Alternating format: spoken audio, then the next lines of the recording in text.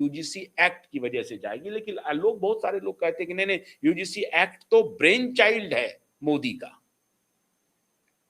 तो अगर है तो उनको इस बात का एहसास हो गया है कि यूजीसी एक्ट पे मामला हमने, ना हमको माया मिलने वाली है ना राम मिलने वाली है। जो आपका परंपरागत वोट बैंक है वो भी आपके हाथ से जाएगा, और दूसरे आप पर यकीन नहीं करेंगे क्योंकि आप दूसरे के विकेट पर जाकर के खेलना चाहते हैं। वहां पीडीए वाले लोग खड़े हैं, वो आपको ताकतवर होने नहीं देंगे। आपकी कोशिश है कि हम उसको अपनी तरफ खींच लें, खींचने की कोशिश है तो खींचिए, आपका प्रयास पॉलिटिकल प्रयास है। लेकिन अगर धर्मेंद्र प्रधान की कुर्सी जाएगी तो एकमात्र नीट की वजह से नहीं जाएगी। अगर कुर्सी जाएगी तो यूजीसी एक्ट में जो डिविसिव एक्ट था वो भी एक बड़ा बूमरैंग हुआ है, इसको लेकर के भी जा सकती है। लेकिन उस जंतर मंतर पर आपने अभी तक एक शब्द सुना यूजीसी एक्ट के खिलाफ कि इन्होंने यूनिवर्सिटी कैंपस को डिवाइड कर दिया? छात्र छात्र होते हैं, छात्र अगड़ा पिछड़ा पिछड़ा पिछड़ा नहीं होता है, छात्र छात्र होते हैं। एक शब्द भी उस जगह पे, ये धूर्त, जितने धूर्त वहां बैठे हुए हैं, मैं क्यों कह रहा हूं राष्ट्र विरोधी, अगर ये राष्ट्र के समर्थन में खड़े होते तो ये धूर्त वहां पर बोलते कि यूजीसी एक्ट जो लाया गया वो डिविसिव है, वो छात्रों के बीच में मतभेद पैदा करने वाला है। सारा डेटा कह रहा है 0.003% के केसेस हैं 4 करोड़ की टोटल आबादी, स्टूडेंट की आबादी पर 0.003 में, और वो केसेस भी संदेह के घेरे में है। और उसके आधार पर इतना बड़ा डिविसिव आपने एक्ट तैयार करवा दिया। लेकिन उस जगह पे ये धूर्त योगेंद्र यादव एक शब्द नहीं बोल रहा है। मैं पूरी जिम्मेदारी के साथ धूर्त कह रहा हूं। अरुंधति रॉय एक शब्द नहीं बोल रही है, कश्मीर के बारे में बोल रही है अरुंधति राय। और ये सोनम वांगचुक जो मीठी मीठी विनम्रता पूर्वक, सोनम वांगचुक के काम अच्छे हैं, इसमें कोई शक नहीं है, लेकिन अब रेबिका के साथ उनकी शादी, रेबिका नॉर्मन के साथ उनकी शादी, एक प्रकरण तो है। एक कैनेडियन अमेरिकन लेडी के साथ उनकी शादी हुई, वो डिवोर्स हो गया, अब कोई दूसरी पत्नी है। डायरेक्ट उनके पास कोई फंड आया नहीं है, 4 लाख का फंड है, अब वो मिस अप्रोप्रिएशन है, स्वीडन के किसी फर्म ने उनको चंदा दिया है, वो एक अलग विषय है। मैं डायरेक्ट सोनम वांगचुक के ऊपर कोई इस तरह की टिप्पणी नहीं करना चाहता हूं, क्योंकि उनकी थोड़ी बहुत प्रामाणिकता भी है, अपने क्षेत्र में उन्होंने अच्छा काम भी किया है।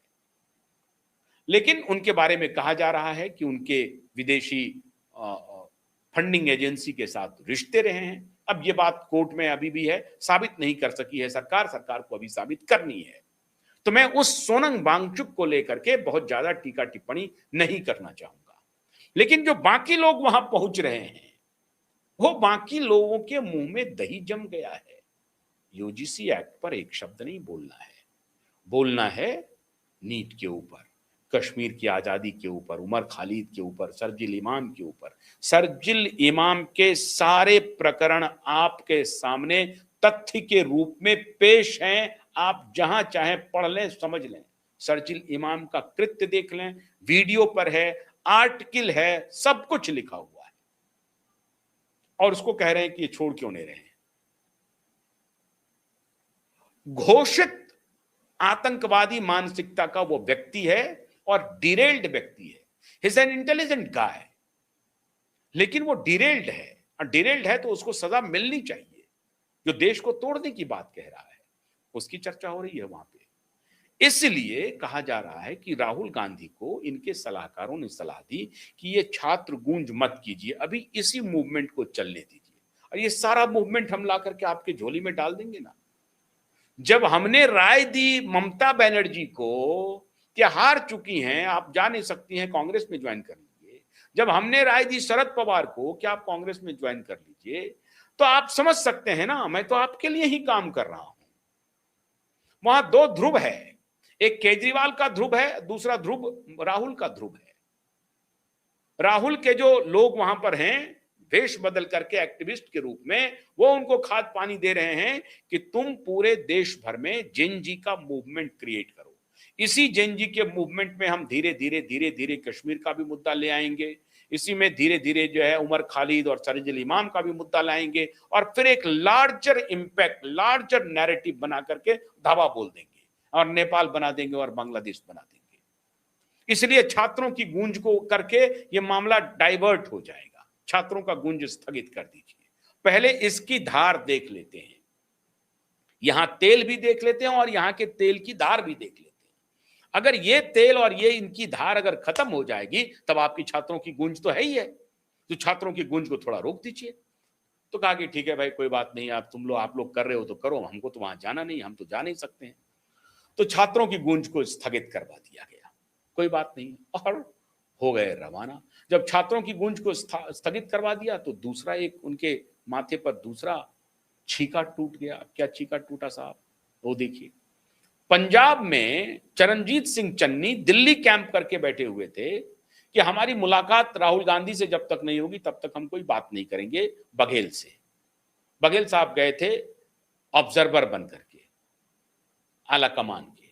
उन्होंने कहा कौन होते हो तुम, दो टूक शब्दों में कहा कि कौन होते हो तुम, तुम्हारी क्या औकात है, तुम तो अपना स्टेट बचा नहीं सके, यहां पर आए हो क्या करने के लिए, तुम्हें क्या पता है पंजाब के बारे में।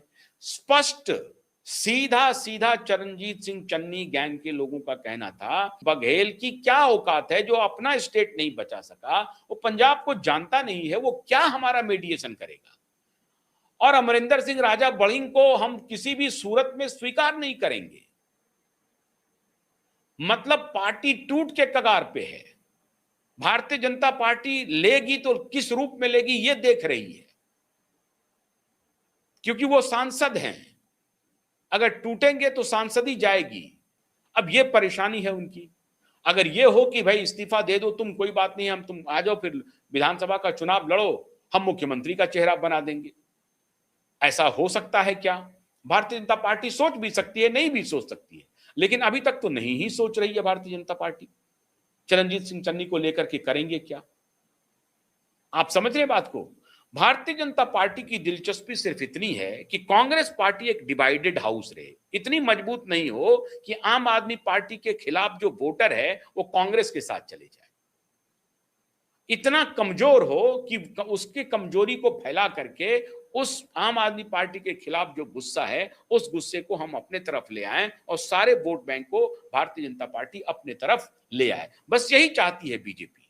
बीजेपी जिस जिसको लेना चाहेगी, लेने में कोई दिक्कत नहीं कि बीजेपी के पास कुछ है ही नहीं, तो जो भी आएगा वो प्लस ही होगा। आसाम में बीजेपी के पास उस तरह से कुछ नहीं था, जब हेमंता आए तो धीरे धीरे प्लस होता चला गया। पश्चिम बंगाल में कुछ भी नहीं था, शुभेंदु आए और उसके बाद अन्य नेता आए, धीरे धीरे प्लस होता चला गया।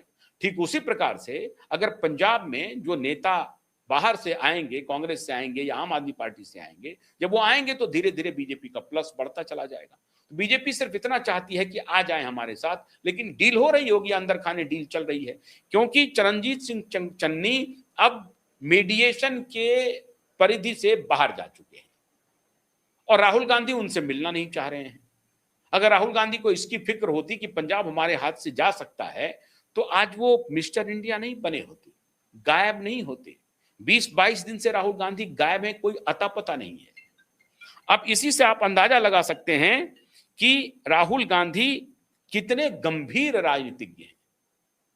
उनकी पार्टी में टूट का पूरा माहौल बना हुआ है पंजाब जैसे स्टेट में, जो परंपरागत उनका सीट राज्य रहा है, इतने वर्षों से वहां उनका शासन रहा है। लेकिन पंजाब में वो दुर्गति में है पार्टी, और राहुल गांधी से मुलाकात के लिए वहां के नेता पलक पावड़े बिछाए हुए इंतजार कर रहे हैं और राहुल गांधी गायब हैं। तो छात्र गुंज कार्यक्रम स्थगित हो गया, पंजाब के नेता उनके लिए महत्वपूर्ण नहीं है, तो फिर महत्वपूर्ण क्या है? लोग कयास लगा रहे हैं कि राहुल गांधी, जिसमें से कई बार अभी जो प्रेस कॉन्फ्रेंस किया था उन्होंने, संबित पात्रा ने, उन्होंने कहा कि कई ऐसे मौके आए जिसमें राहुल गांधी को ऑफिशियल ब्रीफिंग देनी पड़ती है, अपने जेट सिक्योरिटी को बताना पड़ता है कि भाई आप फलाने से फलाने तारीख तक विदेश यात्रा पर हैं। विदेश यात्रा पर भी जाने में अगर सरकार को लगती है या सिक्योरिटी एनालिसिस ये कहता है कि इनके साथ कोई सिक्योरिटी गार्ड ट्रैवल करेगा, तो उसकी रूपरेखा बनती है, उसकी प्लानिंग होती है, उनको भेजा जाता है। लेकिन कई बार राहुल गांधी अपने विदेश यात्रा पर यहाँ के सिक्योरिटी पर्सनल को ले जाने से मना कर देते हैं। और जहां जिस किसी देश में वो जाते हैं, जहां कुछ प्रोटोकॉल उनको दिए जाने की व्यवस्था की भी जाती है, क्योंकि वो लीडर ऑफ अपोजिशन भी है, तो अगर इसकी तैयारी भी सरकार करती है, भारत की खुफिया एजेंसी भी इसकी तैयारी करती है, तो उसको भी राहुल गांधी कई बार मना कर चुके हैं, बल्कि डिच कर चुके हैं। ये भी बात आई है। अब इसकी कितनी सच्चाई है कि वो कितनी बार वो भारत सरकार की इस बात को उन्होंने नकार दिया है या अपने सिक्योरिटी को एजेंसी को मना कर दिया अपने साथ चलने के लिए, ये तो संपूर्ण तहकीकात जब होगी तभी पता चलेगी। लेकिन जब संबित पात्रा ने आरोप लगाया तो उसका खंडन कांग्रेस पार्टी ने नहीं किया, एक बार भी खंडन नहीं किया। तो इसका मतलब है कि उन्होंने मौन रूप से स्वीकृत कर लिया इस बात को कि जो कुछ भी संबित पात्रा कह रहे हैं राहुल गांधी की विदेश यात्रा को लेकर के, वो सही कह रहे हैं। तब ऐसी परिस्थिति में आप कल्पना कीजिए कि इस पार्टी का छेवनहार कौन है। जो नेता हैं वो सिर्फ नाम के नेता हैं, रबर स्टैंप हैं। खड़गे जी, मल्लिकार्जुन खड़गे जी राष्ट्रीय अध्यक्ष हैं, रबर स्टैंप हैं। उनसे ज्यादा तो स्पोक्स पर्सन सब, सुप्रिया सुने बोलती हैं, पवन खेड़ा बोलते हैं, अन्य नेता आकर के बोलते रहते हैं। लेकिन बाकी सब जो है वो कॉम्प्लेसेंट हैं, शांति से बैठे हुए हैं कि अरे कुछ नहीं, मोदी एक बार गलती कर देगा, उसके बाद कांग्रेस पार्टी आ जाएगी। ऐसा होने वाला दूर दूर तक दिखाई नहीं पड़ रहा है। और ऐसा लग रहा है कि पंजाब भी शायद कांग्रेस, जिसके लिए कांग्रेस के पास पूरा अवसर था इस बार, कांग्रेस आम आदमी पार्टी के गुस्से को भुना सकती है, लेकिन सोच विचार में लगी हुई है। राहुल गांधी लगे हुए हैं सोच विचार में, क्या करना चाहिए क्या नहीं करना चाहिए। तो ये मिस्टर इंडिया जब लौटेंगे भारत, तभी पता चल पाएगा कि कांग्रेस की दिशा क्या होगी। तो मिस्टर इंडिया का आने का इंतजार कांग्रेस को भी बेसब्री से और देश को भी बेसब्री से है कि आखिर राहुल गांधी गए कहां थे और क्यों राहुल गांधी छुप छुप करके इतनी यात्राएं करते हैं। इसके पीछे का राज क्या है, हम सबको तो राज मालूम है, लेकिन हम वो आपके सामने बता नहीं सकते। राज कुछ कुछ तो मालूम है। बहुत बहुत शुक्रिया, नमस्कार।